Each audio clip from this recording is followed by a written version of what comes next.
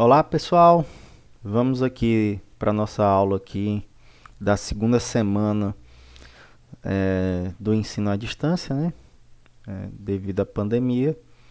E hoje a gente vai estar revisando um pouco do conteúdo sobre dimensionamento simples para peças de madeira, comentando aquele nosso dimensionamento da aula passada e eu vou estar mostrando para vocês a resolução da atividade que eu tinha passado na semana passada e vou estar passando outro exercício, ok? Então, basicamente, a gente tem alguns critérios de segurança que são relativo à compressão. A gente tem a flambagem, tem que verificar a flambagem.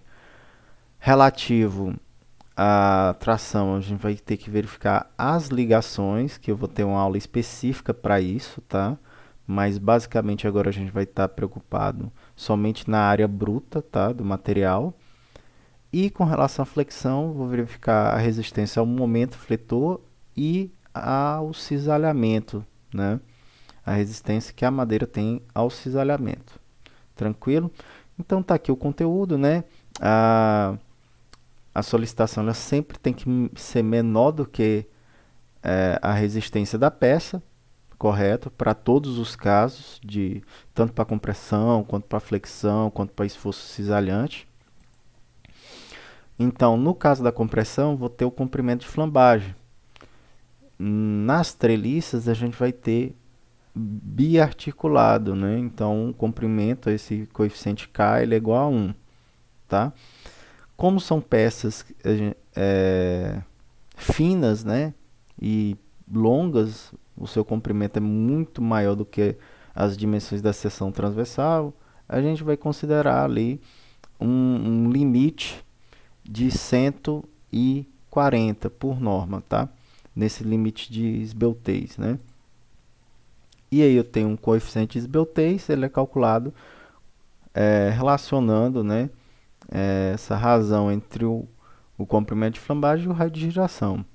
E o que é o comprimento de flambagem? É o comprimento da peça vezes o coeficiente, né, aquele parâmetro de flambagem, sendo esse aqui o parâmetro por norma, né?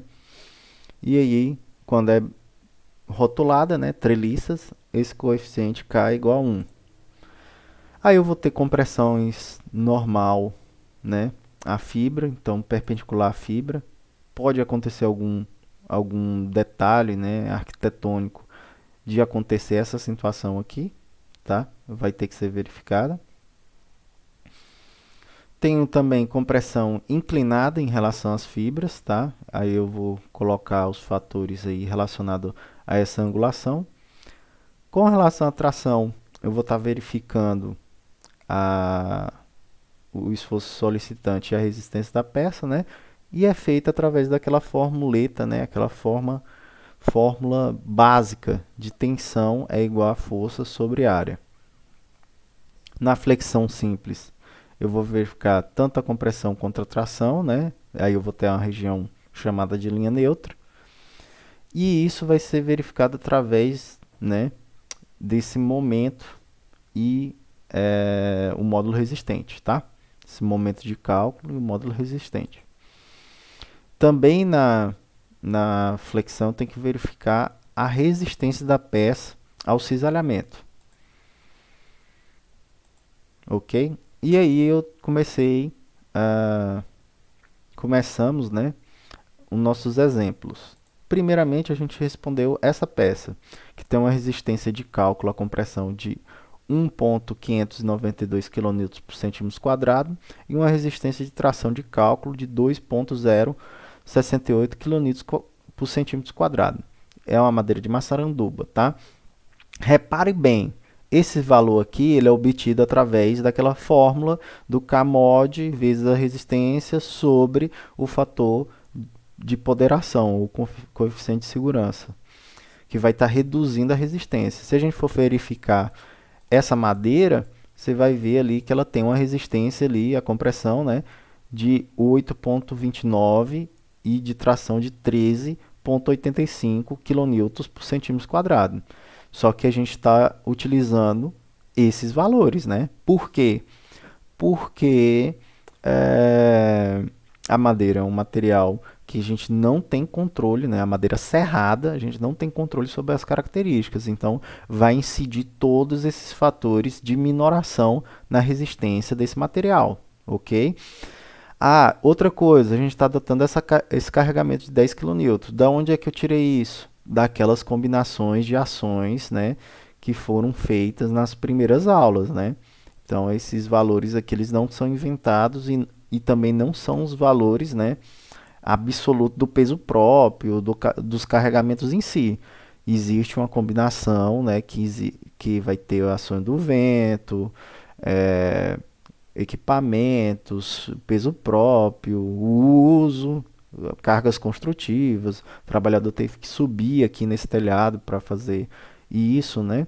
E aí você vai pegar as piores situações, né, e dimensionar. Então, no caso, vou considerar aqui que 10 kN seja a pior situação daquelas ações e combinações que foi realizada, né, nos primeiros dias de aula, né? E aí eu obtenho, aqui usou o F2, obtenho os esforços solicitantes internos. E aí o terceiro passo aqui que eu coloquei, né, é dimensionar os banzos, né, superiores que estão solicitados à compressão. Então, eu vou calcular o meu coeficiente de esbeltez, né, da peça e vou obter aqui a minha altura, né? Para o eixo X eu obtenho a minha altura, que tem que ser mínima de 6,88, e para o eixo Y eu obtenho a minha base, que tem que ser mínima de 3,44 centímetros, ok? Essa formuleta aqui nada mais é do que a fórmula do raio de giração, isolando o raio de giração, né? Inércia sobre raiz de inércia sobre a área da seção transversal, ok? E aí eu tenho, né? Se eu pegar esses resultados aqui, eu vou ter essa possibilidade aqui de perfis, tá? Basicamente, nesse exemplo, adotou-se, né, a seção mínima, né, que é a de 5 por 10. Seção mínima de 50 centímetros quadrados com espessura mínima de 5 centímetros. Então, essa aqui é a minha seção mínima por norma, foi adotada aqui para verificar. Peguei esses valores aqui, né, do modo de elasticidade e da resistência à compressão, vou verificar nas minhas tabelas, né, para eu poder dimensionar. A tabela utilizada vai ser a de 274, então está entre duas tabelas, eu vou ter que interpolar, né? Não dá para utilizar, não tem essa tabela, né? Se fosse 280, aí seria a tabela de 280, né? Se estivesse bem próximo, né? Mas no caso, a maioria dos casos, você vai estar interpolando aí das tabelas. E aí eu vou ter o lambda crítica aí calculado, né? O comprimento da peça. Então, tem 139 vezes o coeficiente K, que é 1, deu 139, sobre o raio de giração. Que raio de giração é esse? É o menor raio de giração dessa seção aqui, tá? Então, considera a altura como 5.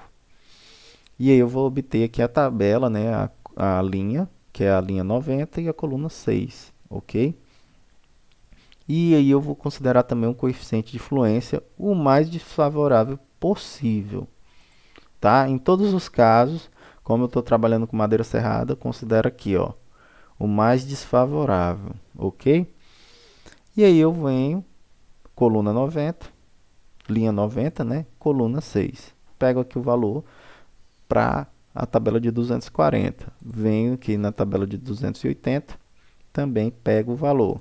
E faço a interpolação, encontrando o meu ρ aqui, e vou calcular o meu FCD, tá? Minha resistência à compressão de cálculo. E vai me dar esse valor aqui de 0,429 kN por centímetro quadrado. Essa resistência, ela é inferior à solicitação. Então, tem uma solicitação de 34,2 kN com a peça de 5 vezes 10 centímetros. Então vai me dar uma solicitação de 0,684, que é maior do que a resistência. Logo, o perfil de 5 por 10 não atende. O de área mínima não vai atender. E aí, o que vai ser feito? Eu vou aumentar a seção transversal de 5 por 16 centímetros, tá? Que seria a primeira seção transversal que eu ia adotar em si, né?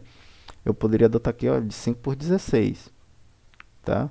Eu adotei 5 por 10, poderia adotar 5 por 15.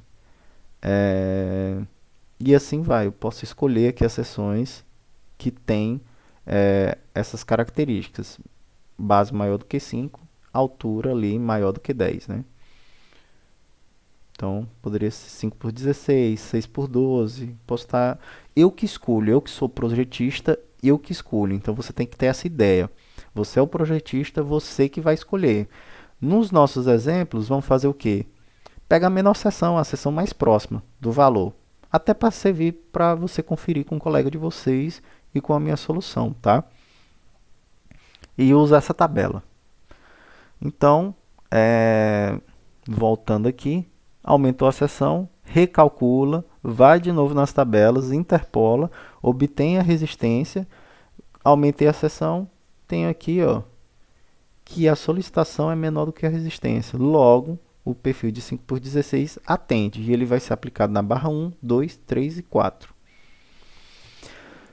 Para o dimensionamento dessas diagonais aqui, né, da 10 e a 12, vou fazer o mesmo procedimento. Calculo o comprimento, né, para o índice de esbeltez para os comprimentos, né, vai ser o mesmo aqui em ambas direções. E aí eu vou ter aqui a base igual à altura, que seria uma altura, um perfil quadrado, né, maior do que 3,44 centímetros. Mas eu não tenho esse perfil, né? Então seria o ideal adotar 5 por 5. Porém, a área mínima de seção transversal em estruturas em perfis principais tem que ser maior do que 50 centímetros quadrados. Então eu vou adotar, né, a seção de 5 por 12, porque a seção ali eu poderia adotar de 5 por 10, mas nem tem na tabela, né? Aqui de perfil, tem uns 5 por 10, não tem, né? 5 por 12 também não tem. Não tem não. Mas foi adotado 5 por 12. Quando vocês forem realizar o exemplo de vocês, adote o da tabela, tá? Para ficar igual. Então tá aqui 5 por 12, verificação de 5 por 12, né? Cheguei a essa resistência no perfil. E aí a solicitação, né, vai ser inferior à resistência. Você repara aqui que a resistência à compressão ela está atrelada não à resistência à compressão da madeira em si, né? Ela está atrelada ao comprimento de flambagem. Então, o perfil ele entra em ruptura não pelo esforço em si, mas ele entra em ruptura pela flambagem lateral, entendeu? O perfil ele rompe pela flambagem. Então a gente vai esse coeficiente ρ ele está aplicando ele está aplicando o efeito da flambagem na resistência à compressão. Então por isso que eu não adoto só a resistência à compressão. Em peças muito robustas, né, curtas, né, esse coeficiente ele vai influenciar pouco na resistência de cálculo à compressão dessa madeira, ok? Então, cheguei aqui, posso adotar de 5 por 12, vai ser adotado na barra 10 e 12, tá? Mesma coisa, aliás, acho que já foi todas as compressões, aí eu começo o dimensionamento do banzo inferior à tração. No caso de dimensionamento à tração, eu vou dimensionar pela fórmula de tensão, né? Tensão de tração é igual força sobre área. Não tenho a área, mas eu tenho a resistência, né, que foi dada lá no início, a resistência de cálculo à tração. Tá aqui, ó. Por enquanto eu não vou aplicar a questão de parafusos, porque isso vai diminuir a área bruta, né? Eu vou ter o chamado área líquida, eu vou ter uma parte onde vai ter a ruptura em si, né? Então, onde é que ocorre a ruptura em perfis submetidos à tração? São nas ligações, né? Então, vai romper ali onde eu tenho a ligação parafusado, ou utilizando prego, né? Ou utilizando chapa não vai diminuir a seção líquida, né? Mas a seção, mas pode estar ocorrendo ali nas ligações, tá? Fique ligado nisso. Depois a gente vai trabalhar só sobre ligações em estrutura de madeira. A mesma coisa com estrutura metálica, né? Então, quando eu tenho dimensionamento da tração, eu vou ficar preocupado nas ligações. Mas, de forma geral, para eu dimensionar a área bruta, eu sigo a formuleta da tensão, né? Força sobre área. Tem que dar menor, né? A solicitação tem que dar menor do que 2,068 kN por centímetro quadrado, que é a minha resistência. Então, a área tem que ser maior do que 14,85 centímetros quadrados. Porém, a área mínima é o quê? De 50 centímetros. Então, vou adotar um perfil comercial ali de 5 por 12. Poderia ser 5 por 10 também, tá? E aí, eu adotei também na barra 11, seguindo o mesmo critério, né? 5 por 12 também. Nas barras dimensionadas não solicitadas, né, pode existir barras que não vai gerar, né, solicitação. Então, essas barras elas não vão ter esforços solicitantes dentro dela. Se não tem esforço, você poderia falar, tira a barra, mas é uma barra construtiva. Se você não tirar a barra, se você tirar a barra, a treliça vai se comportar totalmente diferente, né? Então você tem que manter essa barra de ligação, porém fazer um dimensionamento como se fosse peças secundárias. E o que me diz as peças secundárias? A norma ela diz que tem que ter uma área mínima de 18 centímetros quadrado com espessura mínima de 2,5. Então, se eu adotar duas peças, né, de 2,5 por 10, eu vou ter 50 centímetros quadrados. Então, vou estar atendendo a norma muito além do que ela pede dos 18, tá?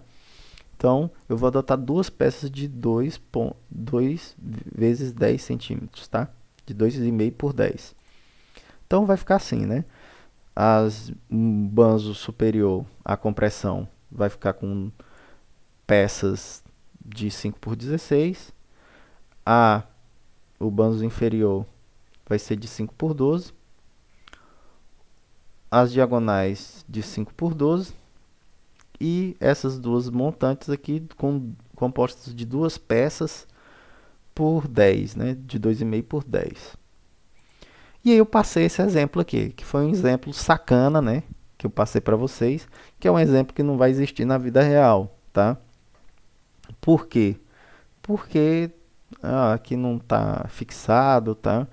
Aqui é um apoio do segundo gênero, isso aqui não representa uma estrutura. Passei a mesma madeira. Aí aqui eu coloquei como é calculado essa resistência aqui, né? Então eu uso o CalMod,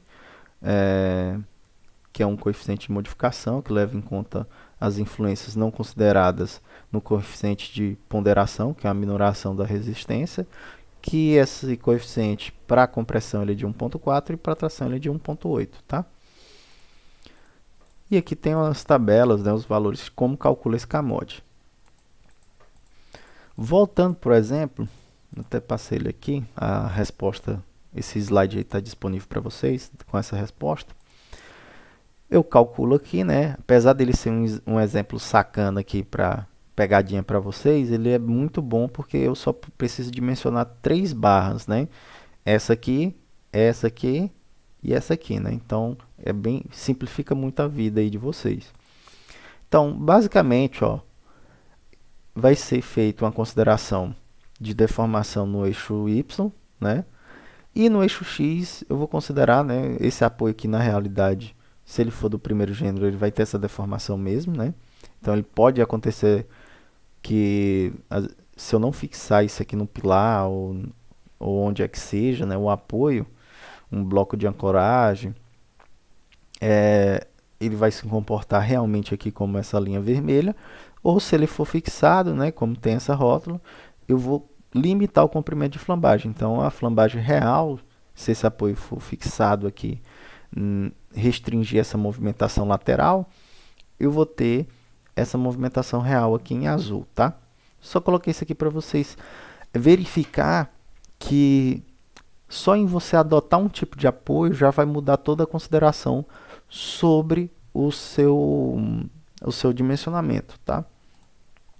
E aí eu vou ter aqui um dimensionamento desse banzo inferior, a compressão com relação ao comprimento de flambagem na direção X e na direção Y. Para o eixo X eu vou calcular aqui a minha altura, que vai ter que ser maior do que 19,78. E para o eixo Y eu vou calcular aqui a minha base, que terá que ser maior do que 9,91 centímetros. Então eu escolhi ali o perfil, né, um pranchão de 10 por 20, tá? Que vai atender a essas especificações, tá? Peguei aqui, né? Vou verificar a seção de 10 por 20. Peguei aqui a minha tabelinha. Peguei os valores de modularidade e resistência. Verifiquei aqui, né? Vai dar o mesmo resultado lá do primeiro exemplo. Coloquei aqui a formuleta aqui para calcular o raio de giração. Vou usar o menor raio de giração, tá? Que é a pior acentuação possível. Vou considerar a menor dimensão como a altura. Vou calculo, vai me dar um raio de giração de 2,89. Peguei esse raio de giração, vou estar usando ele aqui na fórmula do lambda crítico, tá? Considerando aqui que é birrotulada, né? O comprimento de flambagem vai ser de 400 centímetros. Então, vou ter ali meu lambda crítico ali de 138, tá? Usando, nesse caso, a linha 130 e a coluna 8. E sempre vou considerar aqui, quando se trabalha com madeira serrada, o coeficiente de influência aqui, ó, de 2, o caso mais desfavorável, tá? Venho, tabela 240, pego o valor. Tabela de 280, pego o valor. Faço a interpolação, obtenho aqui o meu ρ e calculo a minha resistência de cálculo à compressão. Pegando a resistência de cálculo que foi dada, vezes ρ. E eu vou ter uma resistência de 0,239 kN por centímetro quadrado, que é maior do que a tensão solicitada, tá? Tenho uma solicitação de 20,10 kN dividido pela área vai me dar 0,101, que é menor do que esse valor aqui da resistência da peça. Então, logo, essa seção de 10 por 20 atende. Dimensionamento das diagonais solicitadas à compressão. Então, tem essas diagonais solicitadas à compressão. Nesse caso, vai me dar uma seção quadrada, né? Porque para ambos os eixos vai dar o mesmo resultado. Vou pegar ali a minha seção de 10 por 10, tá? Peguei a minha seção de 10 por 10, vou fazer as mesmas verificações. Verifiquei aqui, vou adotar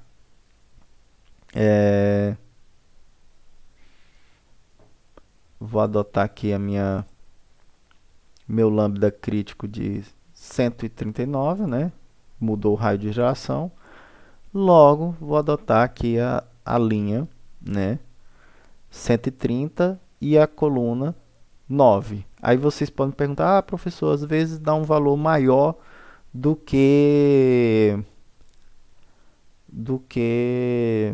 140. O que eu tenho que fazer se der um valor maior de 140 para eu poder pegar um valor menor do que 140? Eu tenho que alterar o raio de giração.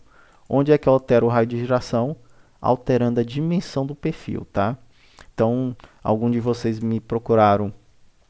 Ah, professor, deu maior. O que eu tenho que fazer? Se a esbeltez é maior do que 140, a norma não permite utilizar, tá? Então, você está dimensionando fora da norma. Então, o que eu tenho que fazer? Eu tenho que aumentar a seção da peça, né? Para poder atender esse critério de esbeltez, esse limite de esbeltez, né? Então, vou lá, considero essa situação mais desfavorável, pego os valores na tabela, né? Nas duas tabelas, faço a interpolação, obtenho aqui o meu ρ, multiplico pela resistência de cálculo à compressão e obtenho a resistência de cálculo, a compressão que eu chamo de real, né? Que tem um fator do limite de esbeltez, né? A esbeltez é considerada na compressão. E aí eu vou ter essa resistência. Calculo a tensão. O que eu verifiquei? Que o perfil de 10 por 10 não atende. O que eu tenho que fazer? Vou aumentar. Como eu já tinha dimensionado de 10 por 20, eu vi que ele atendia, né? Se eu colocar aqui a tensão de 10 por 20, você vai ver aqui que vai ficar bem próximo, mas a resistência vai ser maior ainda, né? Então, eu vou adotar também para esses perfis uma seção de 10 por 20, ok? E aí vai me faltar só o dimensionamento do banzo superior, tá? Como é que eu faço esse dimensionamento do banzo superior? Como ele está submetido só a tração aqui, ó, tudo positivo, eu vou estimar pela fórmula de força sobre área. E a fórmula da tensão em si, né? Então tem que ter ali uma solicitação menor do que a resistência. Então me dá ali uma área maior, né, do que 22,34. Logo eu tenho que utilizar a área mínima de 50 centímetros quadrados, sendo adotado um perfil comercial de 5 por 12, né? No caso, isso aqui eu não adotaria esse perfil, né? Eu não adotei esse perfil, vou até corrigir aqui depois. Mas eu adotei duas chapas, né? Ah, não, é 5 por 12 mesmo. Porque eu tenho um limite, né? Eu poderia, digamos, adotar duas peças de 2,5 por 10. Só que esse banzo aqui, ele tem esforço e ele é um elemento principal, né? Como ele é um elemento principal, a menor dimensão é 5 centímetros. Então, dos perfis comerciais, a menor dimensão que eu tenho aqui, de 5, eu poderia usar de 5 por 6, né? 5 por 6, 5 por 15, né? Eu poderia utilizar qualquer perfil desse. Qualquer perfil desse ia dar uma área maior. Então, aqui eu vou utilizar duas peças de 5 por 12, tá? Ou 5 por 5 também vai me atender ali, duas peças de 5 por 5. É a mais econômica, né? Só que a peça ela tem que ter também 50 centímetros cada uma. Então vai ficar 50 centímetros quadrados. Então a melhor opção aqui seria 5 por 12 ou 5 por 15. Duas peças de 5 por 15. Professor, vai ficar superdimensionado? Vai. Porém, eu tenho que atender a norma, né? A área mínima utilizada por peça tem que ser 50 centímetros quadrados com menor dimensão de 5 centímetros. Então, eu vou dar uma alterada aqui nesse banzo aqui superior. Se você reparar, são duas peças, tá? Para a atividade dessa semana, o que eu vou querer? Eu vou querer que vocês dimensionem esse exercício 1 e o 2, considerando a madeira, essa madeira de angelim, com a resistência de compressão de cálculo de 0,97 e uma resistência de tração de cálculo de 1,03, tá? E aqui eu coloquei os valores dela aqui para você estar utilizando. Você repara que a resistência, a tração e compressão são bem inferiores à maçaranduba, né? Então vai dar seções com bitolas maiores, ok? Gente, um abraço aí, boa semana para vocês, né? E qualquer dúvida, poste lá no mural, eu vou estar à disposição. E também no grupo do WhatsApp pode perguntar, ok? Um abraço a todos e até a próxima.